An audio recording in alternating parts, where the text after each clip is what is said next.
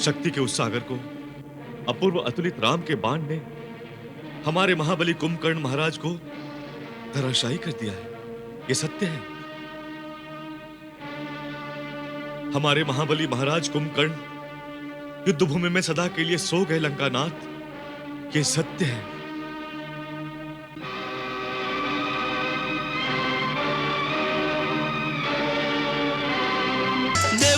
त्रिशुरा और निरंतक संग लिए अतिकाय को धाए, राक्षस दल और वानर सेना कोई काहू ते कम नाए। राक्षस दल और वानर सेना कोई काहू ते कम नाए।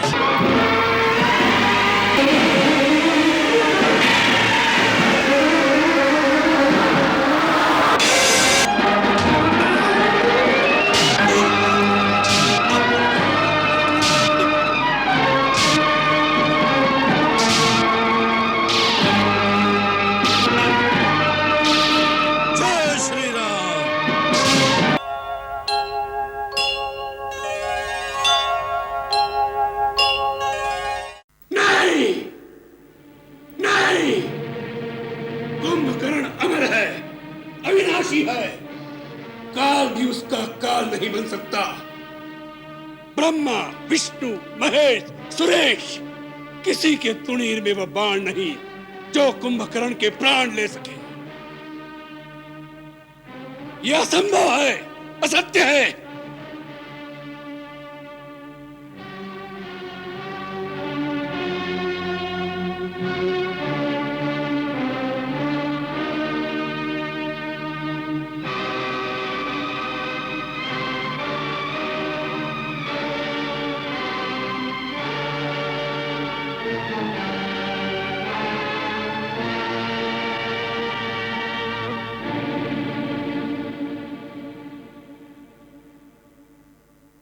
ये असंभव संभव कैसे हो गया?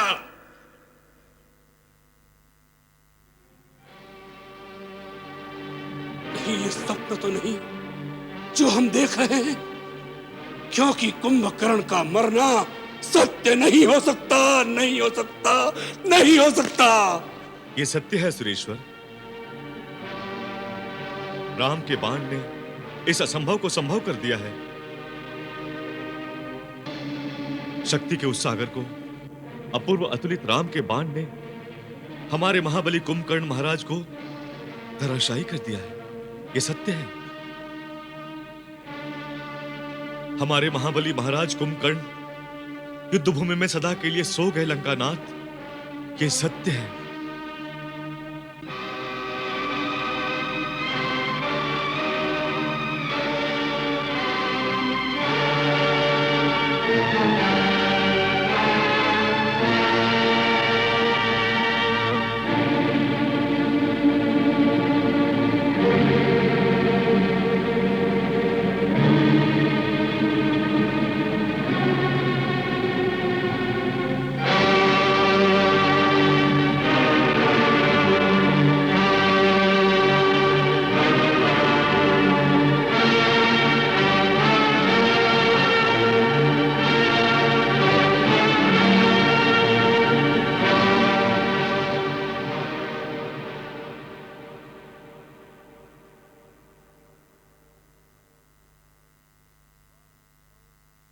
आज रावण की दाहिनी भुजा कटकर गिर गई।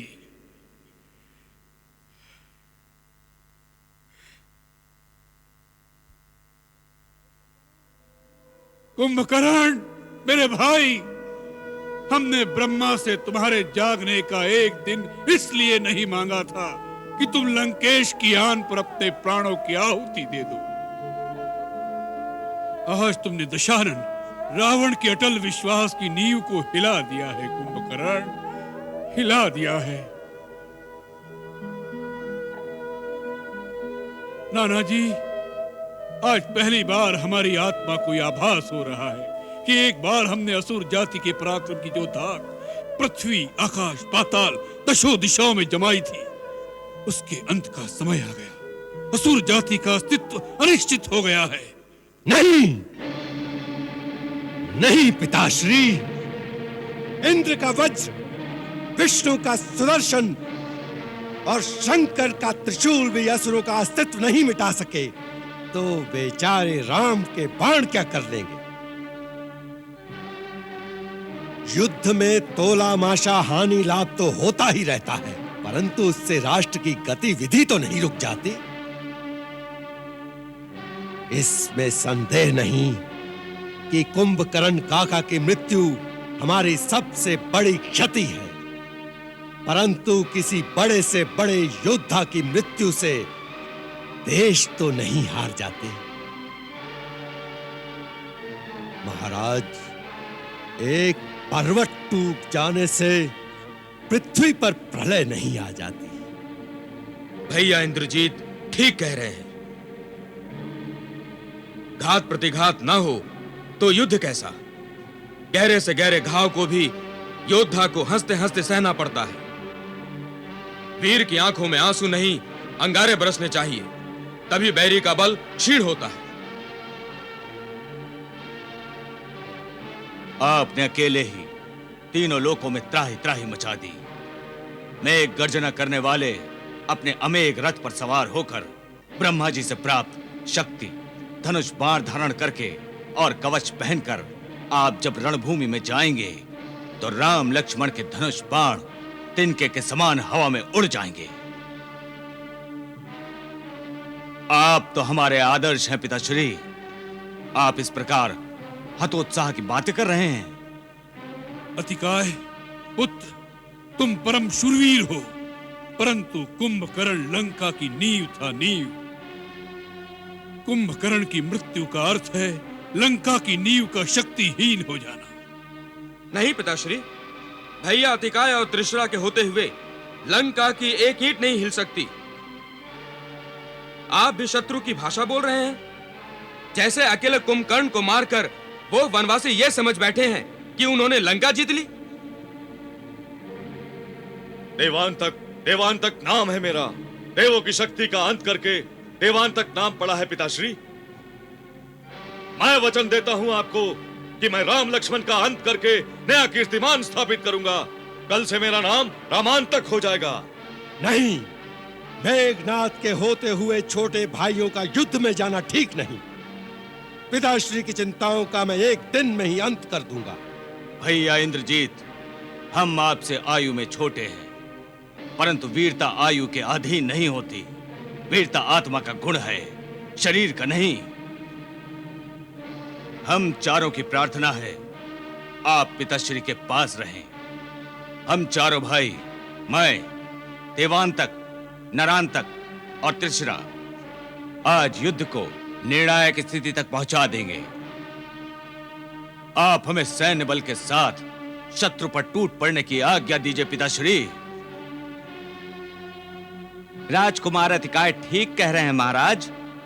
हमें विश्वास है इन महाबली महाभट्ट महारथियों के बाद कल युद्ध की आवश्यकता ही नहीं रह जाएगी। अतिकाय, त्रिशिरा, नरांतक, देवांतक, आज युद्ध का अंत करके ही लौटेंगे महाराज।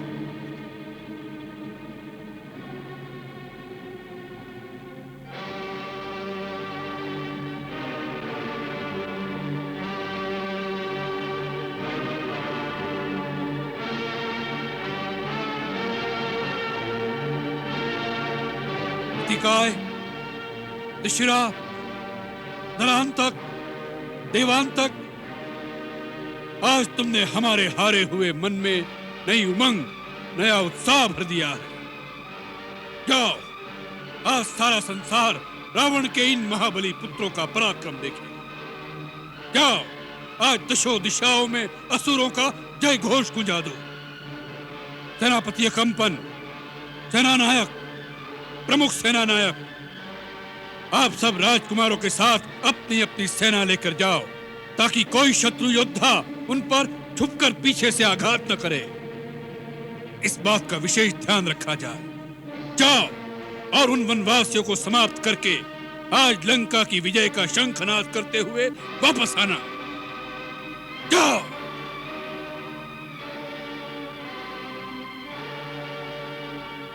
विजयी भव।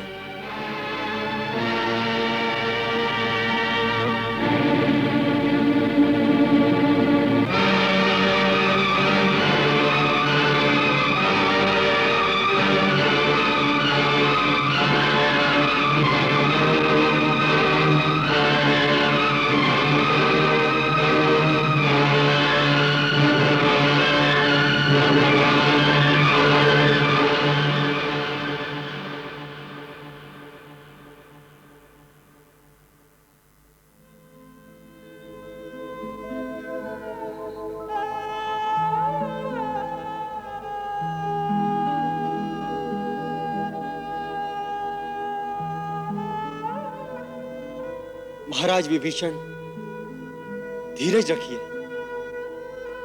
होनी को कौन टाल सकता है? लक्ष्मण, कुंभकर्ण जैसे भाई का मिलना बड़ा कठिन है। मैंने सदा उनके आश्रय में प्यार ही पाया था। आज मुझे ऐसा लग रहा है जैसे मैं इस संसार में अकेला ही रह गया हूं।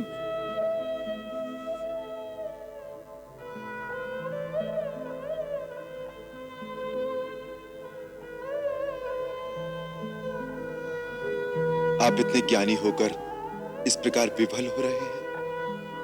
प्रभु, मैं अपने ही भाई की मृत्यु का कारण बन गया। कोई किसी की मृत्यु का कारण नहीं होता। काल स्वयं मृत्यु का कारण बना लेता है। कौन सी डाली ऐसी है जिस पर फूल खिला, फला और डाल से नहीं गिरा? कौन सी जीवन ज्योति ऐसी है जो प्रज्वलित हुई और बुझी नहीं? मैं, तुम, पृथ्वी पर जन्मा प्रत्येक जीव, सब एक दिन काल के गाल में चले जाएंगे। यह विधि का विधान है कि धरातल पर स्थित चल अचल सबका अंत एक न एक दिन अवश्य है। इसलिए ज्ञानी को मरने वालों का शोक नहीं करना चाहिए। प्रभु, कुंभकर्ण बाल्यकाल से ही मुझे बहुत प्यार करते थे। ऐसी शुभ आत्मा की मृत्यु से दुख तो होगा ही। आत्मा की मृत्यु नहीं महाराज विभीषण, आत्मा की मृत्यु नहीं होती, केवल शरीर का अंत होता है। संसार में कई प्रकार के शरीर हैं। अपने कर्मानुसार प्रत्येक जीव एक शरीर को त्याग कर दूसरा शरीर धारण करता है। यह सोचकर भी आपको शोक का त्याग कर देना चाहिए। आपको तो ऐसे वीर भाई पर गर्व होना चाहिए जो अपने कर्तव्य का पालन करता हुआ वीरगति प्राप्त हुआ। प्रभु, मैं अपनी अंतर्व्यथा कैसे प्रकट करूं? कुंभकर्ण जैसे भाई की मृत्यु के कारण मेरा सिर लज्जा से झुक गया है। मेरा हृदय ग्लानि से भर गया है। ऐसी हीन भावना तो किसी कर्महीन, कर्तव्यहीन और पामर के प्रति प्रकट की जाती है। कुंभकर्ण जैसा अपूर्व, अद्वितीय विराट व्यक्तित्व एक अकेला उदाहरण बनकर अमर रहेगा। न भूतो न भविष्यति। न कुंभकर्ण से पहले कोई कुंभकर्ण पैदा हुआ था और न कुंभकर्ण के पश्चात पृथ्वी पर कोई कुंभकर्ण पैदा होगा। चिर निद्रा ही कुंभकर्ण की नियति थी। चिर निद्रा में लीन होने पर भी कुंभकर्ण का नाम सदा जीवंत रहेगा, जागृत रहेगा। कुंभकर्ण की आत्मा सदा विनाशी बनी रहेगी विभीषण जी। ऐसा वीर होकर भी उसने अधर्म का साथ दिया, पाप का साथ दिया। यह उसी का परिणाम है। इसमें आपका कोई दोष नहीं। अपने चित्त को ग्लानि मुक्त कीजिए महाराज।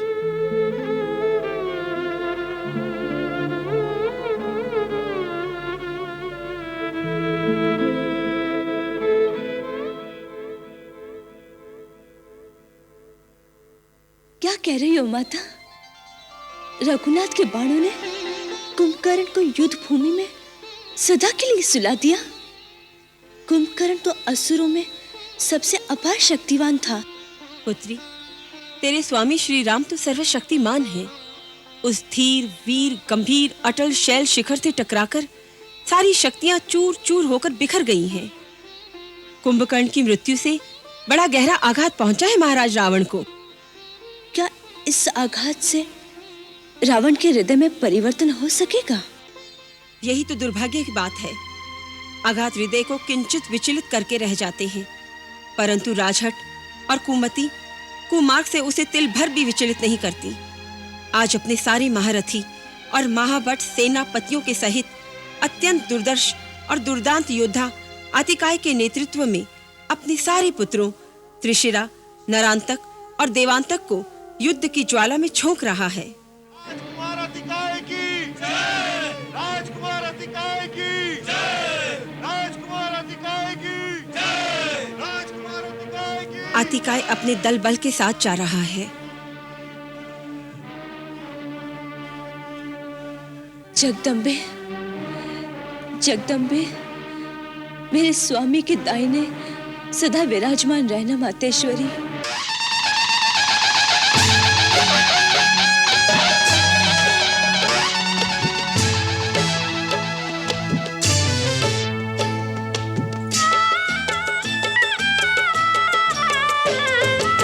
लंकेश कहे कोई हर हर महादेव की जय जयकार, हर हर महादेव की जय जयकार। रणभेरी के नाद में निकले रथ पे चारों राजकुमार, रथ पे चारों राजकुमार। मायाधारी राक्षस निकले, मायाधारी लेकर निकले अक्षय शस्त्र के भंडार। मरने मारने को डोले और सर पे है रही मौत सवार, मरने मारने को डोले और सिर पे है रही मौत सवार।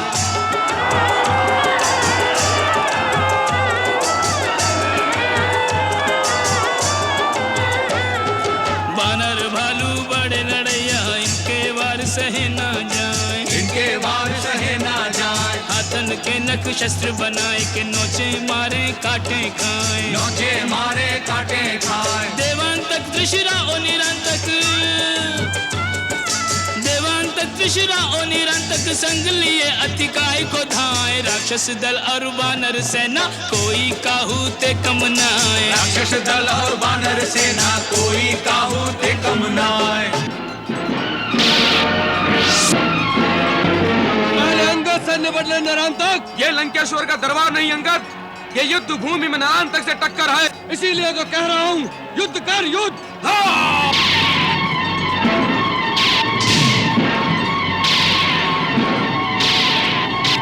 कहाँ है राम, कहाँ है लक्ष्मण? अतिकाय मक्खी मच्छरों के समान इन तुच्छ मरकटों को मारकर अपने शस्त्र गंदे करने नहीं आया। हे महिष, आज्ञा वीर वनसुर कुमार। जाओ महिष, मेरा संदेश लक्ष्मण को सुना दो। कब तक बड़े भाई की आड़ में छुपा रहेगा? उससे कहो आज अतिकाय उसे ललकार रहा है। जो आज्ञा।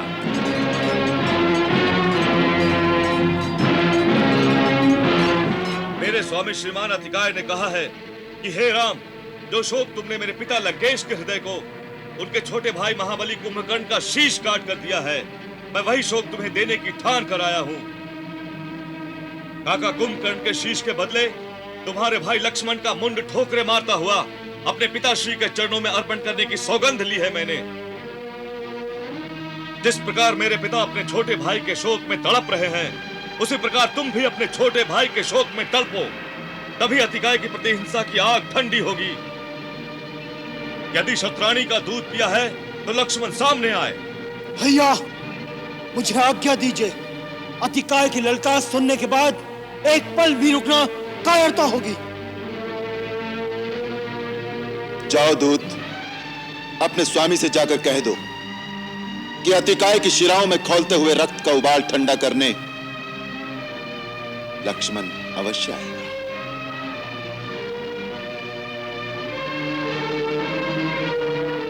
अवधेश, अतिकाय को कुंभकर्ण से कम मत समझिए।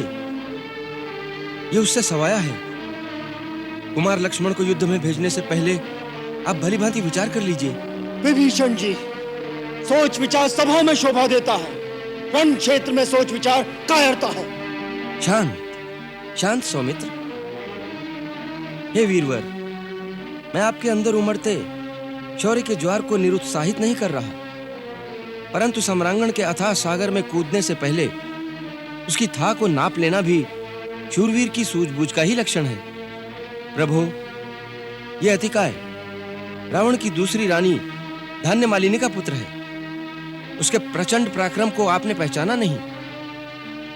एक बार क्रोध से आग बबूला होकर अतिकाय अपने भुजबल से चक्रवाल गिरी को उखाड़ फेंकने को उद्यत हुआ, तब कैलाश शिखर से शूलपाणी शंकर ने अपने अग्निमुख त्रिशूल का प्रहार किया, तो इस भीम भयंकर अतिकाय ने उसे खिलौने के समान हाथ में पकड़कर अट्टहास करते हुए महादेव का भी मान भंग कर दिया।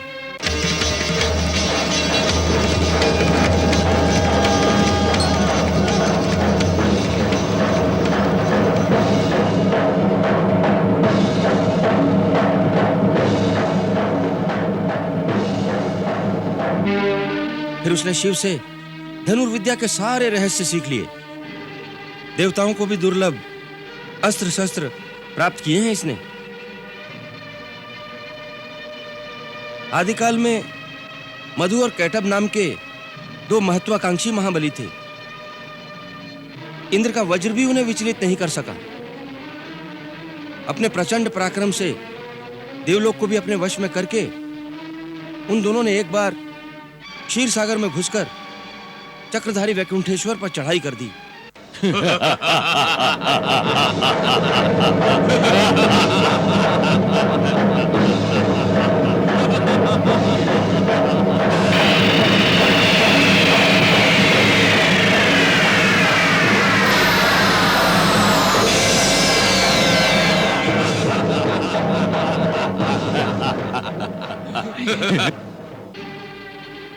विष्णु ने सुदर्शन चलाया, परंतु सुदर्शन भी उन्हें लेश मात्र क्षति नहीं पहुंचा सका।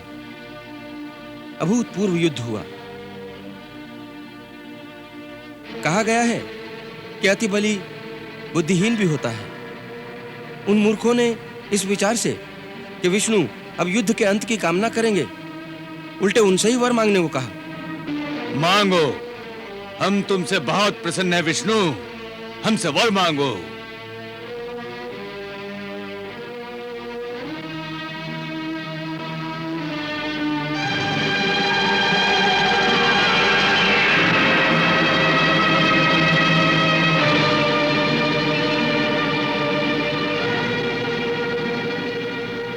मधु, कैटब, सृष्टि के कल्याण के लिए हम तुमसे तुम्हारी मृत्यु का मार्ग जानना चाहते हैं।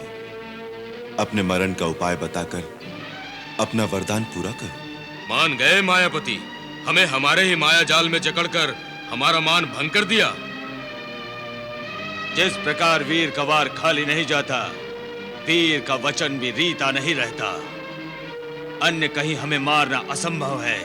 हम मरेंगे तो तुम्हारी जांग पर। अपना पराक्रम दिखाओ परमेश्वर, हमें मृत्यु को प्राप्त करा दो।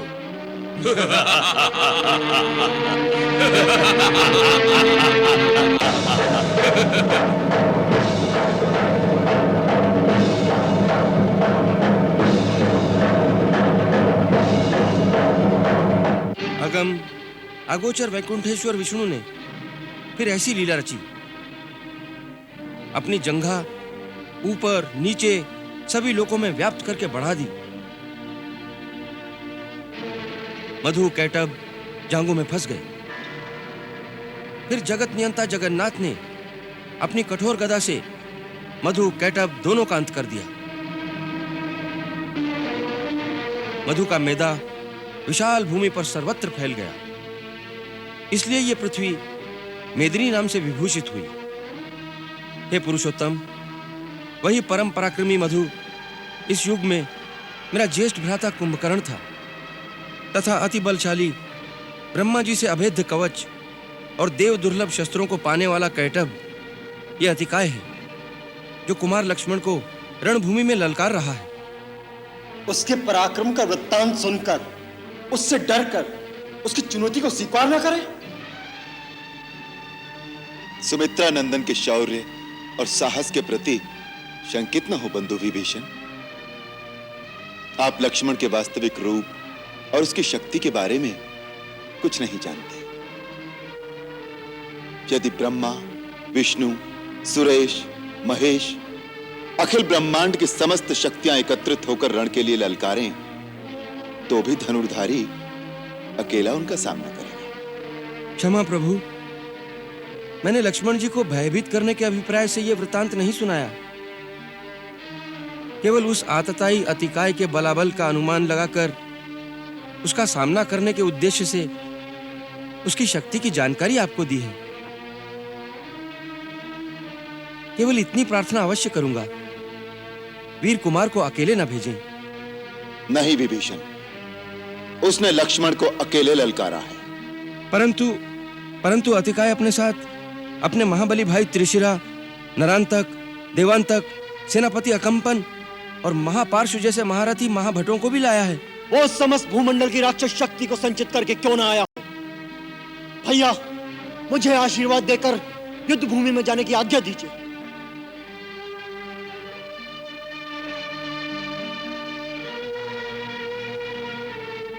विजयी हो, रघुकुल की कीर्ति को उज्जवल करो आर्यश्रेष्ठ।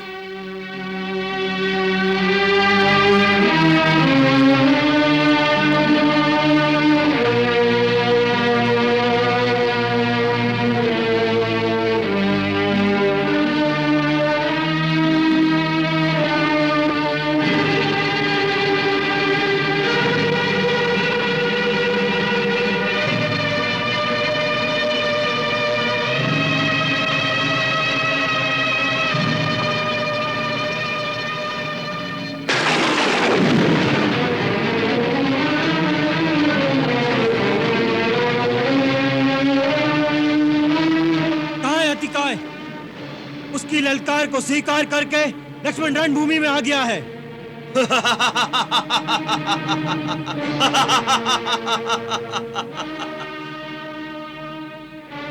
तो तू है लक्ष्मण। दूध के दांत अभी टूटे नहीं और तू लोहा चबाने की लालसा रखता है। छत्राणी माँ के दूध वाले दांतों की शक्ति को तूने अभी देखा नहीं। क्या तू ही अतिकाय है? मेरे भ्राता अतिकाय की एक हुंकार तुझे तेरी माँ की गोद में छुपने के लिए विवश कर देगी वनवासी छोकरे। पहले दारुक से तो दो दो हाथ कर ले। दारुक?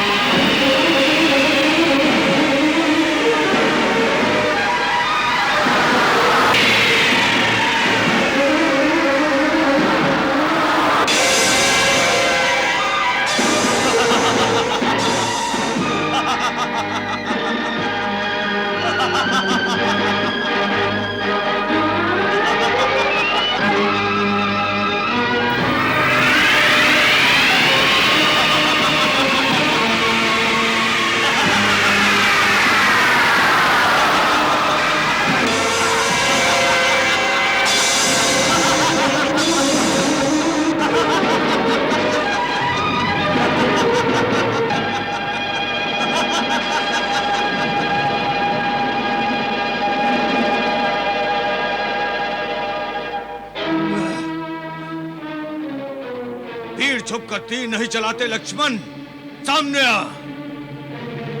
मैं तो तुझसे ही टक्कर लेने आ रहा था अहंकारी अतिकाय। दारुक की मौत तुझसे पहले उसे मेरे तीर के सामने ले आई। मैं अपने पिता की सौगंध खाकर आया हूँ और जो प्रण ठान कर आया हूँ वो तूने सुना नहीं लक्ष्मण? सुना है, सियारों की गीदड़ भपकियां बहुत सुनी है। तेरे इन्हीं प्रलापों का उत्तर देने आया है लक्ष्मण। मुझे उत्तर देने की आवश्यकता नहीं लक्ष्मण। आज जब तेरे प्राण यमलोक में चले जाएं, तो वहां मेरे काका कुंभकर्ण के चरणों में गिरकर उन्हें उत्तर देना। जब तुम इतनी बड़ी बड़ी बातें करते हो तो मुझे तुम पर हंसी आती है, क्योंकि मैं तुम्हारे सर पर मंडराती हुई मृत्यु को देख रहा हूँ। मृत्यु मेरे बाणों में तुम्हें दिखाई दे रही होगी लक्ष्मण, क्योंकि यही बाण तेरा मस्तक काटेगा। उस दृश्य की कल्पना करो जब तेरा कटा हुआ सर मेरे पिता के चरणों में लौट रहा होगा।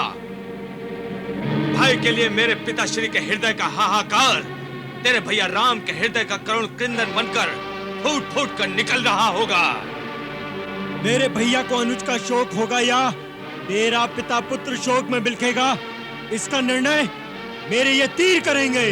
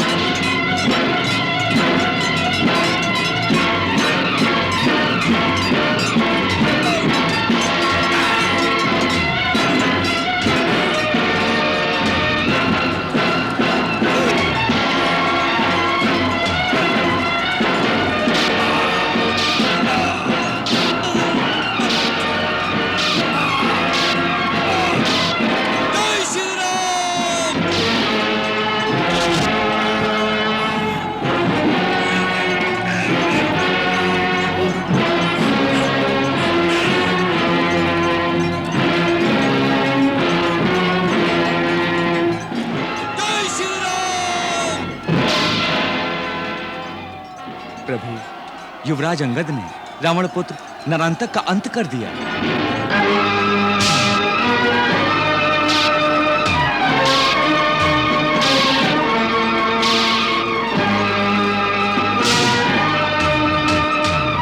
जय श्री राम।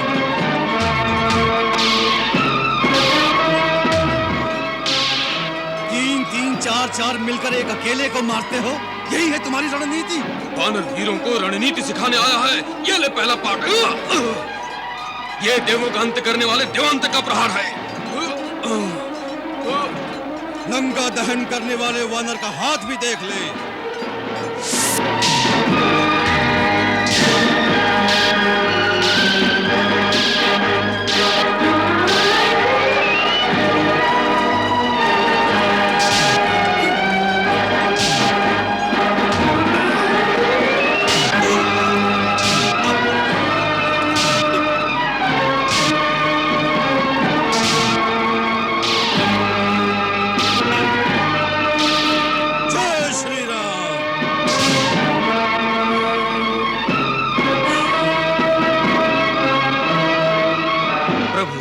पवन पुत्र हनुमान ने देवताओं के परम शत्रु देवांतक का वध कर दिया है। अंगद और हनुमान के शौर्य की गाथाएं हम सुन चुके हैं। हम उत्सुक हैं लक्ष्मण अतिकाय संग्राम का परिणाम जानने को।